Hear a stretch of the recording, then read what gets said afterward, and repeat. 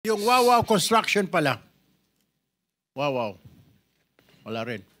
Your Honor, sa pilitan ginamit po yung lisensya namin. What's that again? Sa pilitan pong ginamit yung lisensya namin, Your Honor. And then tinatanong sa iyo kung kayo ba'y nagbibigay din. Kaya nga, kayo ba'y nagbibigay?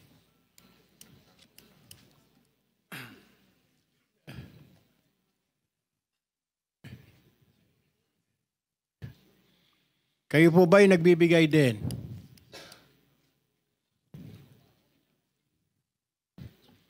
Hindi po, Your Honor. Pero kanina, sinabi mong sa pilitan na ginagamit ang inyong lisensya. Sino ang gumagamit ng inyong lisensya?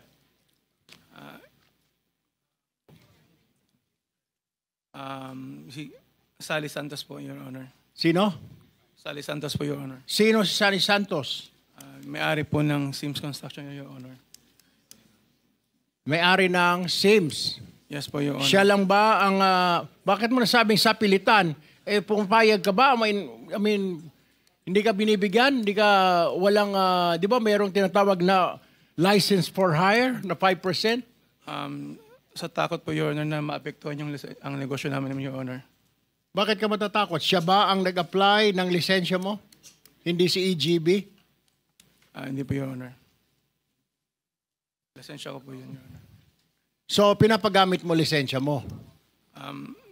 So, hindi ikaw ang nagko-construct, kundi pinapahiram mo yung iyong lisensya? Hindi po, Your Honor. Sa pilitan po nilang ginamit, Your Honor.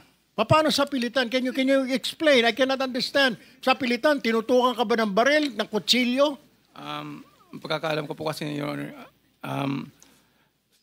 ang nasa likod po nito ay yung mga nasa loob. Kaya natakot po kami na... Sa loob ng ano?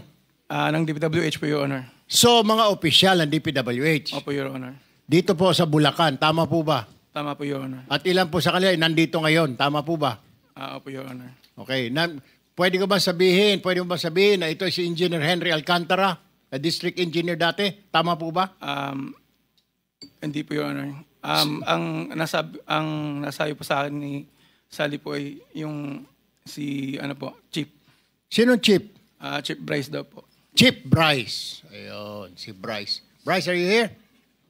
Okay, ikaw, ayan na pala. Nagkakalimunawa na tayo. Bryce, totoo ba na ginagamit itong lisensya ni Wawaw para sa mga ghost project? Sa pilitan. Remember, you're under oath. Your Honor, lahat po ng sinasabi nila ay inutos lang po sa akin ng aking boss, Boss Henry Alcantara.